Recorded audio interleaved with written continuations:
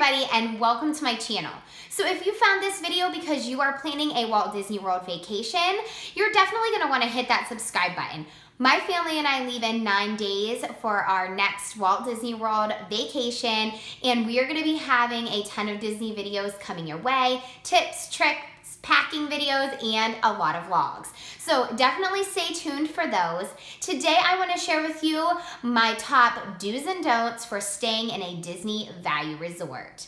So Disney has 3 categories of resorts: deluxe, moderate, and value. And when my family travels to Walt Disney World, we always stay in a value resort. There are 5 different value resorts. There's the All-Stars, which are kind of all lumped together, I would say. All-Star Music, All-Star Sports, and All-Star Movies. I have not stayed at any of the All-Star resorts, and so most of my do's and don'ts are going to be coming from staying at the other 2 value resorts: Art of Animation and Pop Century Resort.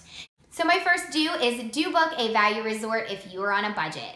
So out of all of the resort categories, the value resorts, hence the name, are definitely the most cost effective. We are a family that travels to Disney on a budget, and so we definitely like to book a resort that is on property, where you get all of the on-property amenities at the smallest price possible, and that is what the Disney Value Resorts do offer. So what do I mean by on-property perks or, on-property amenities? So even if you book at a Disney Value Resort category, you're still gonna get Magical Express transportation to and from the airport, extra magic hours, which are hours in the park that are limited to Disney resort guests only, and also transportation to and from the parks in downtown Disney right from your resort. You can literally step outside of your resort to the transportation station, and you can get on a bus to take you to Magic Kingdom, Animal Kingdom, or even the Blizzard Beach water park. So you get all of those amenities while staying on property inside the Disney bubble for a value price. Also book with a discount.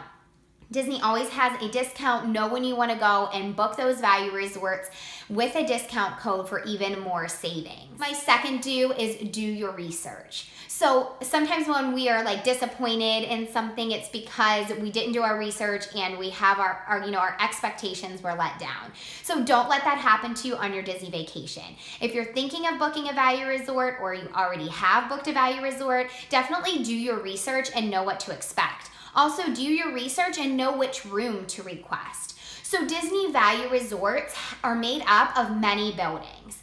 So one resort may have 5 or 6 different buildings within that resort, and you want to know what to request at online check-in so you can be either close to transportation, or maybe you want to be close to the pool, or close to the lobby, or close to the food court. You need to research to know which building to request. Maybe you want a top floor or a bottom floor or a lake view. You don't know these things and what type of room to request unless you do your research. So definitely make sure you do your research and request a room close to what interests you.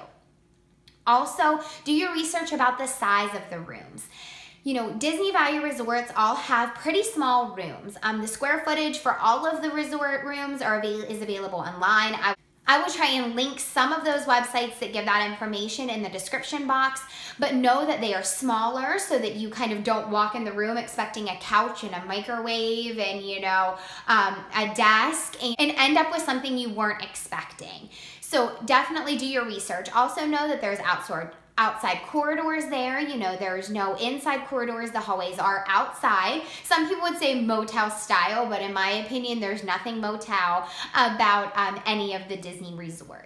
My third do is do eat elsewhere. So all of the Disney Value Resorts have a food court and a small room service menu. They don't have an extensive resort, room service, and the food court is pretty limited, especially if you're on the dining plan. But even if you're not, there are so many better options for dining than at your resort. Sometimes people I know say, oh, there was nothing good to eat but burgers and fries at Disney World, and I find out they spent most of their time eating their meals at their hotel.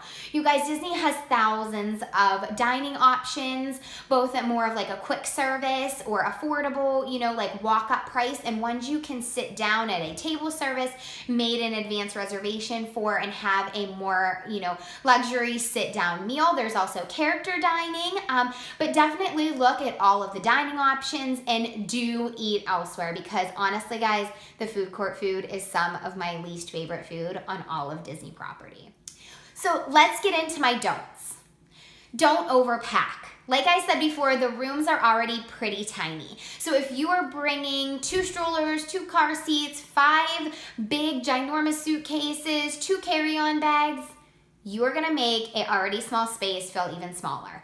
Really be mindful when you're packing, knowing that you're going to have to store these suitcases and store this luggage and like find somewhere to put all of the things that you're packing once you get to your resort room. So especially, you know, I would say always, you know, try and be kind of minimalist when you're packing for a vacation, but definitely if you are staying in a Disney Value Resort, know that the room is already pretty small and be selective about what you are packing and how many bags you are bringing. My second don't is don't underestimate the amount of time resort transportation takes. So a lot of people think, and I've heard so many stories about people thinking they can get on one of those awesome buses and be in Magic Kingdom in 5 minutes. Or maybe they have a dining reservation in 20 minutes and they think that they can get to the Poly from Pop Century in 20 minutes. You guys, Disney property is huge, and it takes about 30 minutes to get from Art of Animation and Pop Century, maybe 25, but you always want to leave extra time to get to the Magic Kingdom. So you are not right, you know, in walking distance or right smack dab next to the parks, especially when you're staying in the value resorts. It does take some time for the buses to get there. If you are going to another resort to explore or for a dining reservation, you need to leave even more time, because they do not have resort to resort transportation at Disney. So you can't go from Art of Animation to the Poly on one bus. You would have to go from Art of Animation to Magic Kingdom and the monorail from Magic Kingdom to the Polynesian. So definitely leave enough time. Disney recommends 90 minutes. I would say 70 minutes is probably okay, but if you are concerned about it at all, leave that 90 minutes, and definitely don't miss out on your reservations or your fast passes because you didn't leave enough time to get there. My third don't is don't miss all of the amenities that even value resorts have to offer. So sometimes people think I'm staying at a value resort and there's not gonna be anything to do and like they're not gonna have any fun and exciting things. Actually, we have found that the value resorts provide a ton of cool experiences. Art of Animation is something to see. You have to visit that resort at some point because the cars, the theming is incredible. Kind of statues you can get your picture by. There's, you know, Surfing Mickey and Mater. There is all of like the Little Mermaid statues at Art of Animation. Ursula, the Lion King area is incredible there as well. So you can honestly spend an hour or 2 of your vacation just walking around your resorts. At Pop Century, they have games by the pool, as they do at all of the value resorts, hula hoop contests, trivia, nighttime movies by the pool. You know, it is so exciting to be able to take part in that, and so neat that you can step outside your resort room and maybe see a huge statue of Mickey or a huge statue of Crush the Turtle. It is so cool, so don't miss that. Also, check out their lobbies. We happened upon Pop Century one day setting up a photo booth in the lobby. It was so cool. I'm gonna share some of those pictures with you. Don't miss out on the exciting things that there is to do at the value resorts. So that ends my do's and don'ts for staying at a Disney Value Resort. If you have any questions, leave them in the description box below. If you have a Disney World trip coming up, please let me know below. I definitely want to chat about it. Disney is one of my favorite subjects, and there will be many more Disney videos coming your way in the next week or 2.